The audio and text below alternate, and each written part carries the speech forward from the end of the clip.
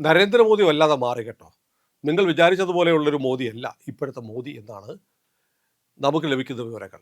കാരണം നമ്മളൊക്കെ, ഞാൻ ഉൾപ്പെടെ, നിങ്ങൾ പ്രേക്ഷകർ ഉൾപ്പെടെ പല പ്രാവശ്യം പറഞ്ഞിട്ടുണ്ട് മോദി വല്ലാത്ത സോഫ്റ്റാണ് കേട്ടോ. മോദി ഫാസിസ്റ്റ് ആണെന്ന് ഇവരൊക്കെ പറയും. മോദി ഫാസിസ്റ്റ് എന്നുള്ള വാക്കിൻ്റെ ഫായെങ്കിലും ഒന്ന് പറഞ്ഞാൽ കൊള്ളാം എന്ന് ഒരാഴ്ച മുമ്പ് പറഞ്ഞ ആളാണ് ഞാൻ. പക്ഷേ ദില്ലിയിലെ പാറ്റകളുടെ അക്രമ സമരം നരേന്ദ്രമോദിയെ ഒന്ന് മാറ്റി ചിന്തിപ്പിച്ചു എന്ന് തോന്നുന്നു. ചിലരൊക്കെ പറയാറുണ്ട് പല കാര്യങ്ങളും ചെയ്യാൻ അമിത്ഷാ റെഡിയാകുമ്പോൾ അത്രയ്ക്ക് വേണ്ട കേട്ടോ, പോട്ടെ, വേണ്ട, പതുക്കെ മതി, സോഫ്റ്റായിട്ട് മതി എന്നും നരേന്ദ്രമോദി പറയാറുണ്ട് എന്ന് ചിലർ പറഞ്ഞു കേട്ടിട്ടുണ്ട്. അമിത്ഷായെ 100% സ്വതന്ത്രനായി പ്രവർത്തിക്കാൻ മോദി സമ്മതിക്കുന്നില്ല. അങ്ങനെ നമ്മുടെ രാജ്യത്തെ ആളുകളല്ലേ, അവർ കുറേ സമരമൊക്കെ ചെയ്ത് കുറച്ച് അക്രമമൊക്കെ കാണിച്ചാലും നമ്മളങ്ങനെ ആൻഡ് ഹാൻഡ് ഉപയോഗിച്ചിട്ട്, ഉരുക്കുമുഷ്ടി ഉപയോഗിച്ച് നേരിടണ്ട എന്നൊരു ചിന്ത നരേന്ദ്രമോദിക്ക് വന്നിട്ടുണ്ടോ എന്നൊരു സംശയം ഉണ്ടായിരുന്നു.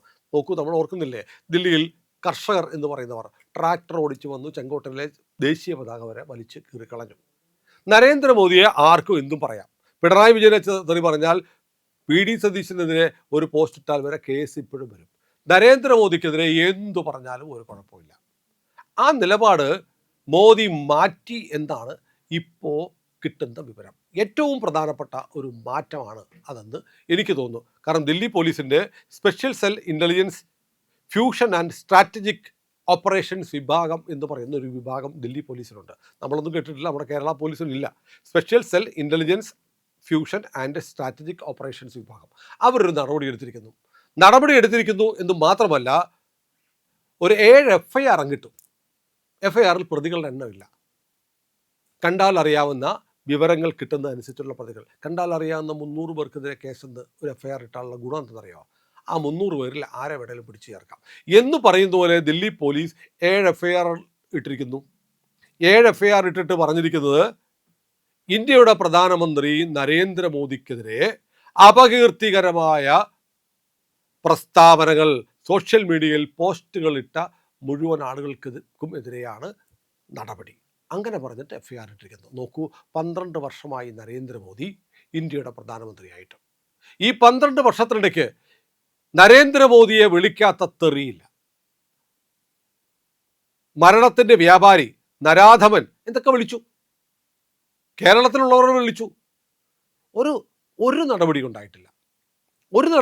ഇവിടെയൊക്കെ ഇപ്പോൾ ഈ എന്തോ ഒരു മണികെട്ടിയ ഒരുത്തൻ്റെ ഒരു സ്റ്റേറ്റ്മെൻ്റ് ഉണ്ടല്ലോ, രഞ്ജിനി ഹരിദാസിൻ്റെ മേക്കപ്പ് മാൻ എന്ന് പറഞ്ഞ ഒരുത്തനോ ഒരുത്തിയോ, അയാൾ മോദിയെക്കുറിച്ച് പറഞ്ഞതിൻ്റെ പേരിൽ പരാതി കൊടുത്തിട്ട് കേരളത്തിലെ മുഴുവൻ പോലീസ് സ്റ്റേഷനുകളിലും പരാതി കൊടുക്കാൻ ആളുകൾ പോയി. നമ്മുടെ ബബിത ഉണ്ടല്ലോ, ഇന്ത്യ ലൈവിലെ ആങ്കർ കൂടിയായ ബബിത ഉദയംപേരൂർ പോലീസിൽ പരാതി കൊടുത്തു. പോലീസ് അത് മേടിച്ചിട്ട് പറഞ്ഞത് അത് കേസെടുക്കാൻ വകുപ്പില്ലെന്നാണ് പറഞ്ഞത്. എന്നാൽ ചിലയിടത്ത് കേസെടുക്കുകയും ചെയ്തു. അത് പോലീസുകാരുടെ ആറ്റിറ്റ്യൂഡ്. ഇതാണ് നരേന്ദ്രമോദിക്കെതിരെ ഒന്നും പറഞ്ഞാൽ ആരും ഒരു നടപടിയും കേരള പോലീസ് എടുക്കത്തില്ല. അങ്ങനെ ഒരു നടപടി എടുക്കണമെന്ന് മോദിക്കൊട്ട് താല്പര്യമില്ല. പക്ഷേ 12 വർഷം കൊണ്ട് അതിൻ്റെ മൂർധന്യത്തിലെത്തി. എന്തും പറയാം ഇന്ത്യയുടെ പ്രധാനമന്ത്രി എന്നൊരു തോന്നൽ ചിലർക്കൊന്ന് വന്നു ഭവിച്ചു.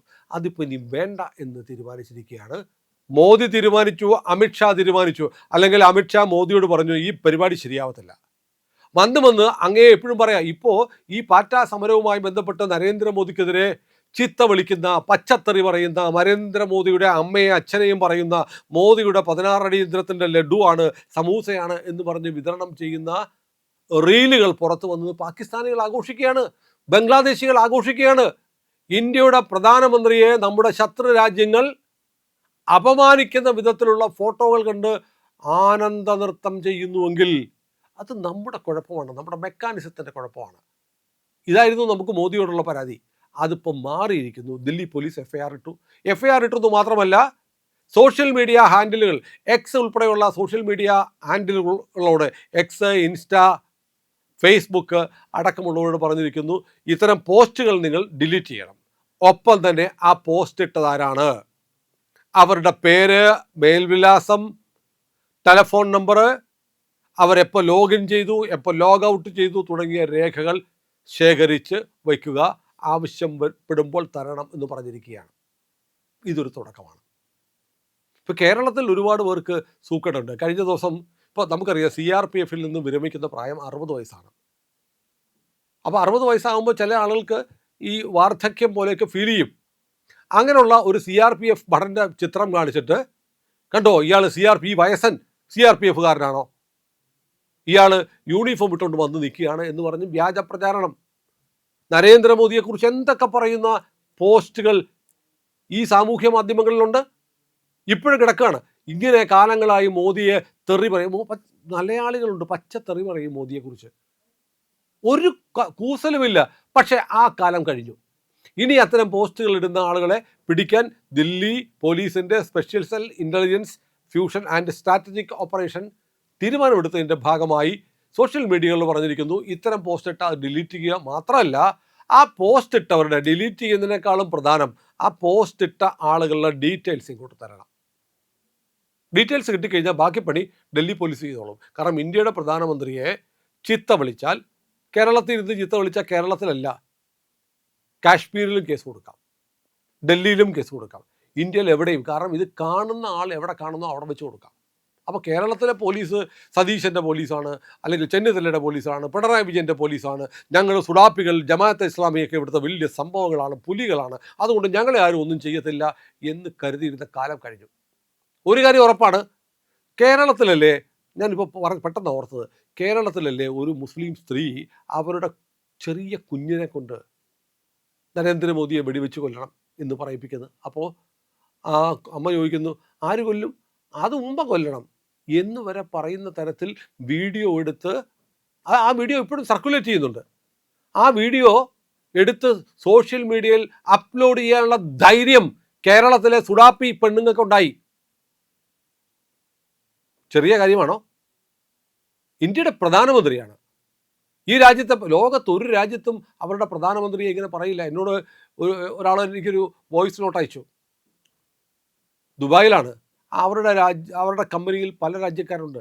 ആ രാജ്യത്തെ പ്രശ്നങ്ങളൊക്കെ വരുമ്പോൾ, ഇപ്പോൾ പാകിസ്ഥാനിലെ പ്രശ്നം വരുമ്പോൾ ചോദിക്കുമ്പോൾ അവരൊന്നും അവരുടെ നാട്ടിലെ പ്രധാനമന്ത്രി ചീത്ത പറയത്തില്ല. പക്ഷെ ഇന്ത്യക്കാർ ഒരവസരം കിട്ടിയ ഇന്ത്യൻ പ്രധാനമന്ത്രിയെ മറ്റു രാജ്യക്കാരുടെ മുന്നിൽ, പ്രത്യേകിച്ചും മലയാളികൾ, അതെല്ലാം മുസ്ലിമുകൾ, പ്രധാനമന്ത്രി എങ്ങനെ തെറി പറയും. അത് കേട്ട് മറ്റു രാജ്യക്കാർ ചിരിക്കും. ആ തരത്തിലേക്ക് കാര്യങ്ങൾ മാറിയിരിക്കുന്നു.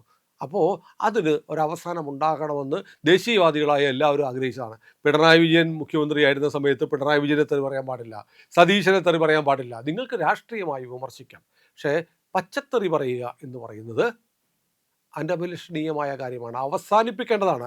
അവരെ കൈകാര്യം ചെയ്യണം. ഞാൻ മുമ്പ് പറഞ്ഞതുപോലെ, ഈ പേരുമായി കൊച്ചുമില്ല എന്ന് പറയുന്ന പോലെ, മോദി എത്ര നല്ല കാര്യം ചെയ്താലും മോദി ഫാസിസ്റ്റാണെന്നേ. ആ വിളിപ്പേരിൽ നിന്ന് അദ്ദേഹത്തെ ഒഴിവാക്കത്തില്ല. പിന്നെ ഇത്തിരി ഫാസിസം കാണിച്ചാൽ എന്താ? അപ്പോൾ അത് തീരുമാനിച്ചു കേന്ദ്ര സർക്കാർ എന്നറിയുന്നത് വലിയ സന്തോഷമാണ്. അപ്പോൾ കേരളത്തിൽ ഒരുപാട് പേർക്ക് പണി ഉറപ്പാണ്. ഈ സമരകാലത്തും നരേന്ദ്രമോദിയെക്കുറിച്ച് സോഷ്യൽ മീഡിയയിൽ പോസ്റ്റ് ഇട്ട ആളുകൾ, കമൻ്റ് ഇട്ടവരും ഉണ്ട് കേട്ടോ. ചില പോസ്റ്റുകളുടെ താഴെ വന്നിട്ട് മോദിയെക്കുറിച്ച് തെറി കമൻ്റ് ഇടുക, ഇവരൊക്കെ പൂട്ടപ്പെടും. ഇവരെയൊക്കെ പിടിക്കാൻ പോവുകയാണ്. ഒരു കാര്യം ഉറപ്പായും ചെയ്യുക, ഇത്തരം കാര്യങ്ങൾ NIA ഉൾപ്പെടെയുള്ള ഏജൻസികളെ അറിയിക്കാം, സ്ക്രീൻഷോട്ട് ഉൾപ്പെടെ അയക്കാം, ഡൽഹി പോലീസിനും അയക്കാം. നടപടി ദില്ലിയിൽ നിന്ന് ആരംഭിക്കുന്നു. ഇത് ഗുണപരമായ മാറ്റമാണ്. രാഷ്ട്രീയം പറഞ്ഞ് രാഷ്ട്രീയം കളിക്കണം, അല്ലാതെ തെറി പറഞ്ഞല്ല രാഷ്ട്രീയം കളിക്കേണ്ടത്. ഇന്ത്യയുടെ പ്രധാനമന്ത്രി 148 കോടി ജനങ്ങളുടെ പ്രധാനമന്ത്രിയാണ്. നിങ്ങൾ കുറേ മുസ്ലിംസ്, ഞാൻ അങ്ങനെ തന്നെ പറയും, മുസ്ലിം സമുദായത്തിൽപ്പെട്ട കുറേ ആളുകൾ മോദിയെ അംഗീകരിക്കത്തില്ല എന്ന് പറഞ്ഞുകൊണ്ട് മോദി രാജ്യത്തിൻ്റെ പ്രധാനമന്ത്രി ഒന്നും ആവാതിരിക്കുന്നില്ല. കുറേ അന്തം കോൺഗ്രസ്സുകാർ മോദിയെ അംഗീകരിക്കത്തില്ല, രാഹുൽ ഗാന്ധി പ്രധാനമന്ത്രി ആയാൽ മാത്രമേ രാജ്യത്തൊരു പ്രധാനമന്ത്രി ഉണ്ടാവുകയുള്ളൂ എന്ന് വിശ്വസിക്കാൻ അന്തം കൊങ്ങികൾക്ക് അവകാശമുണ്ട്. പക്ഷേ അതുകൊണ്ട് രാജ്യത്ത് അധികാരത്തിലിരിക്കുന്ന ഒരു പ്രധാനമന്ത്രിയെ ചിത്ത വിളിക്കാൻ നിങ്ങൾക്ക് അവകാശം ഉണ്ടാവുന്നില്ല. അന്തം കമ്മികൾക്കും നിങ്ങൾക്ക് പ്രധാനമന്ത്രിയെ അംഗീകരിക്കാതിരിക്കാം, പക്ഷേ തെറി പറയുന്ന പരിപാടി ഇനി ഓടില്ല. ഇനി ഓടിയാൽ ദില്ലിക്ക് പോകേണ്ടി വരും. ദില്ലിയിൽ ഒരു ഓഫീസോ ഒരു ഫ്ലാറ്റോ മേടിക്കുന്നത് നല്ലതായിരിക്കും. ഈ കേരളത്തിൽ നിന്ന് ഒരുപാട് എണ്ണത്തിനെ ദില്ലിയിലേക്ക് കെട്ടിയെടുക്കേണ്ടി വരും. അത് ഒരു ഗുണപരമായ മാറ്റമാണ്. മോദി പതുക്കെ ഫാസിസ്റ്റ് ആവുന്നു എന്നത് വലിയ മാറ്റമാണ് രാജ്യത്തുണ്ടാക്കാൻ പോകുന്നത്. തീർച്ചയായും ഇന്ത്യയിലെ ഭൂരിപക്ഷം ജനങ്ങളും കാത്തിരുന്ന ഒരു മാറ്റം നരേന്ദ്രമോദിക്കും നരേന്ദ്രമോദി സർക്കാരിനും ഉണ്ടായി വരുന്നു എന്നുള്ളത് വലിയ പ്രതീക്ഷ നൽകുന്ന കാര്യമാണ്. ഇതാണ് വേണ്ടത്. ഷഠനോട് എന്തിന് സൗഹൃദം? ഷഠനോട് കാണിക്കേണ്ടത് അതേ ലൈൻ തന്നെയാണ്. ഒരു കാര്യവുമില്ല. വെട്ടാൻ വരുന്ന പോത്തിനോട് ഭേദവാക്യമല്ല, വെട്ടുകത്തിയാണ് എടുക്കേണ്ടത്. ഒരു സംശയവുമില്ല. ഏതായാലും കേന്ദ്ര സർക്കാർ പതുക്കെ ഫാസിസം തുടങ്ങാൻ പോകുന്നു എന്നുള്ള ശുഭകരമായ വാർത്ത പ്രിയപ്പെട്ടവരെ നമുക്ക് ആഹ്ലാദപൂർവ്വം വരവേൽക്കാം. കേരളത്തിലെ ഉൾപ്പെടെ നരേന്ദ്രമോദിക്കെതിരെ പോസ്റ്റിട്ട സകല രാജ്യദ്രോഹികളും ദില്ലി പോലീസിൻ്റെ സ്കാനറിലേക്ക് വരുന്നു എന്നത് അത്യാഹ്ലാദകരമായ വാർത്തയാണ്. ഇതിൻ്റെ പുതിയ അപ്ഡേറ്റ്സുമായി വീണ്ടും നമുക്ക് കാണാം. ഇന്ത്യ ലൈവ് സബ്സ്ക്രൈബ് ചെയ്യാൻ മറന്നുപോയവർ ഇന്ന് തന്നെ ചെയ്യണേ.